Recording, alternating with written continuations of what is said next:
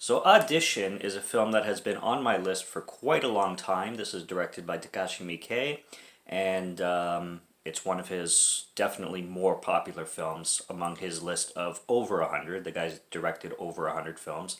Amazing Japanese director. Sometimes I like to say Takashi Miike. Um, a lot of people pronounce it Takashi Miike. I don't know exactly how it's pronounced, but it's definitely not pronounced Takashi Mike. I'll just put that one out there.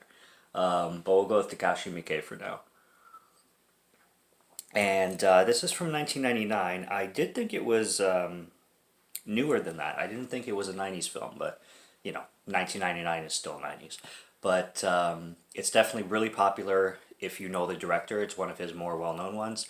And it's supposed to be, well, I watched it already, so I'm going to give my thoughts. But everybody knows this film for being really, really messed up.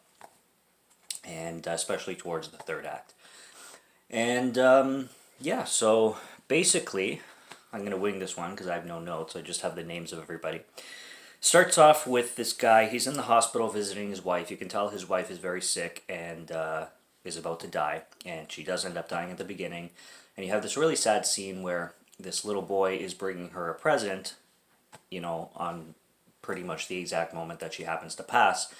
And this guy loses his wife. His name is Ayoma. And the son's name is Shigehiko, if I'm pronouncing any of those correctly. So he loses his mother, and the husband loses his wife, and then we flash forward right away to 7 years later. The kid is already grown up. I find he grows up pretty fast because he starts off at like 10 years old, but then he looks like he's like 20 or 21. So for 7 years, I don't know the difference between how old he was at the beginning and for the rest of the film because they don't really specify, but it's just the father and son, and the father has been single for these 7 years. He hasn't seen anybody else, and everybody's telling him that he should get married again because he's struggling a lot with work and home life and family life, and basically everything that he's going through is just so much harder without a companion. And of course, him being, quite lonely. What happens is I don't know if it's his boss or his coworker, but somebody in his work comes up with this idea because he wants to cast a bunch of women for a film, and he's wanted to do this for a long time, but he hasn't really made it happen for quite a while. It's just been kind of a roaming idea. What he decides to do is use this as an opportunity, and kind of the perfect opportunity to, while he's casting these young women for this film or this project, have this gentleman Ayoma, this recent widower, meet the girls himself and kind of audition himself to as a wife. Like, not really tell them like they're auditioning for the film, but if he happens to like one of them, he can, go out with them or call them back or show his interest kind of thing. Which they start to say, like, he questions it because it's kind of fraud. I mean, it is fraud. But the guy's like, no, because I'm already hiring them for the movie anyway. So, like, it's not like we're, it's only the relationship part that we're kind of like, oh, by the way, we're going to leave that part out. But for the film itself, like, these girls are auditioning for a role, so it's half fraud. He kind of puts it that way.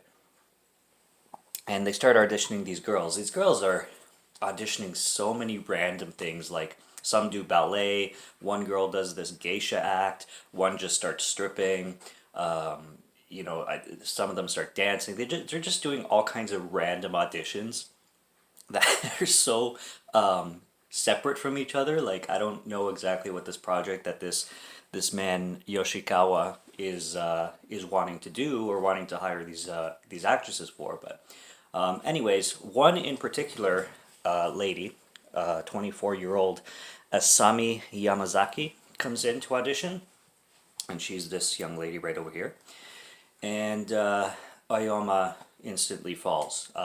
He really is attracted to this young woman, and definitely takes a really big interest into her, and he does go on a date with her, and they hit it off. She's very shy. She's very kind of introvert kind of personality. And as he gets to know her, we get to know her as an audience as well. And he's told by Yoshikawa to kind of take it easy too, not to go too hard on her, not to, bombard the girl, but to, give little breaks in between the phone calls and all that, to not come across as too needy. Although we figure out that this girl is way beyond needy herself. There's scenes where she's sitting at home waiting for his phone calls and he's trying to take it easy, but she's sitting at home literally in front of the phone, like she's curled up in a ball, like just staring at the phone. You can tell this girl definitely has some kind of psychological problems.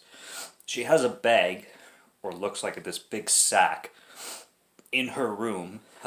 It's a pretty empty room. You got a phone, her, and then this random sack. And then there's a scene where, I don't know if the phone rings first or not, but the sack just rolls over as if there's something inside of it, and you're like, whoa. It's actually, like, it takes you by surprise. It took me by surprise. I was not expecting that thing to move like that. And then you're wondering, like, if this is going to go supernatural, or what's going to go on, and stuff like that. But they go on another date. They get to know each other. About midway through the film, they're at a hotel, and they're kind of taking like a mini vacation. And they go to bed together, and then she basically disappears the morning after or whatnot. She's very vocal about she wants him to be only with her and nobody else but her and whatnot. But she disappears, and then when he goes to talk to his friend or coworker or whatever he is, Yoshikawa, he just says like, well, you know what, that's it happens. She just ghosted you. I would just forget about it and leave it alone, and whatnot. But after this, he starts to kind of investigate some of the things she told him, because during the interview process, she had mentioned that she has an agent or a director that kind of takes care of her auditioning processes or whatnot and kind of thing. When he goes to investigate this, he figures out that like there's nobody in that office that she mentioned.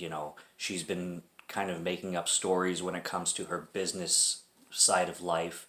She also mentions this ballet teacher because she was a ballet dancer as a little girl, and he goes to meet him, and this guy is straight up like pedo. The stories he tells her, he's like, did you smell her? Did you sniff her? And then it shows flashbacks of her as a little girl, and by little girl I mean like 6, and she's dancing and stuff like that. And then there's this visual, because when she was an adult, she had burns on her leg, like she had these 2 burns on her leg as like when they were sleeping together. And then this little girl's dancing, and then you see this visual of her just sitting down in a very disturbing and suggestive position, and this guy's like crawling up to her, and I'm like, oh no, please, no, that's disgusting. Like, no, please don't go there. Please don't do anything. Please don't. Like, I just felt like I just felt wrong. Like, don't. And then he goes up to her with these 2 rods, and they're burning hot because they just came out of a fire, and then he grabs her leg and burns her leg. And I'm like, oh my god, well, at least you didn't do what I thought you were going to do, because, wow. I thought that was going to go way worse than what happened. But, yeah, there's another scene later on where he's jerking off, and you clearly know what he's thinking about. It's a pretty disgusting film. Towards the 3rd act, for sure.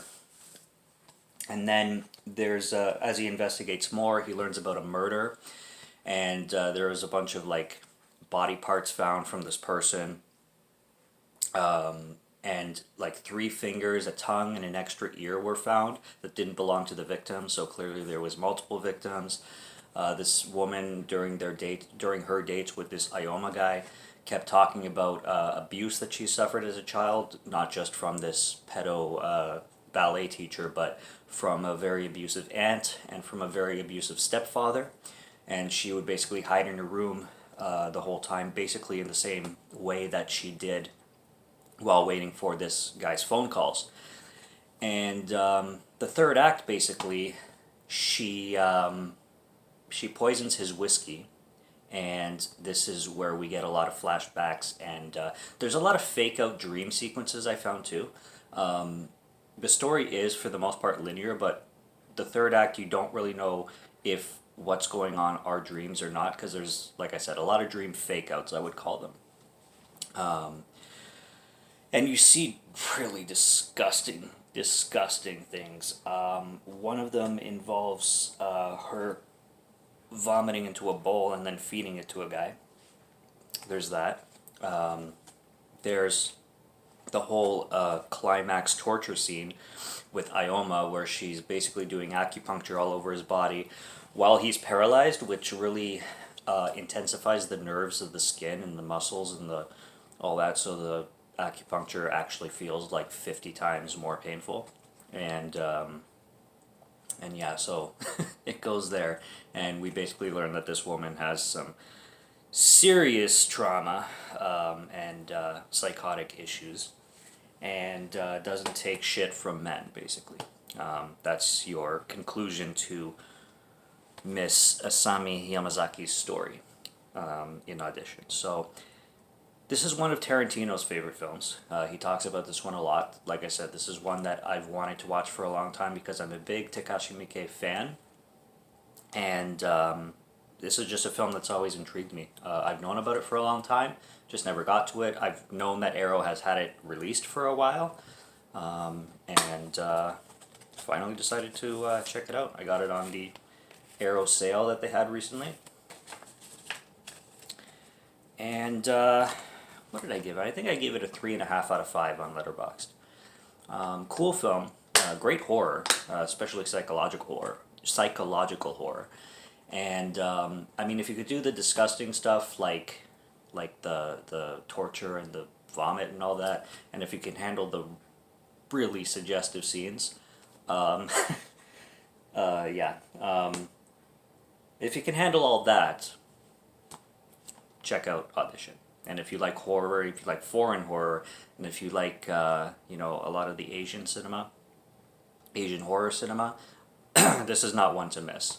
This is a staple in Asian horror for sure. And even Takashi Miike in one interview said that rewatching the film, he kind of he nitpicked it a lot more because he noticed things that he would change now compared to 20 years ago. But he still loves it, and he thinks it's a big kind of revolution in Japanese cinema from what it was to what it changed into to what shaped it, you know, today, basically. But yeah, I was wondering if I wanted to do this one with spoilers or not. I guess I went with spoilers, so we'll do that. Well, we'll stick with that, obviously. I'm not gonna make a spoiler-free review now, but yeah, Audition by Takashi Miike. That's pretty much all I have on it. It's out on Arrow Video. It's a good flick. Just know, as always, what you're getting into.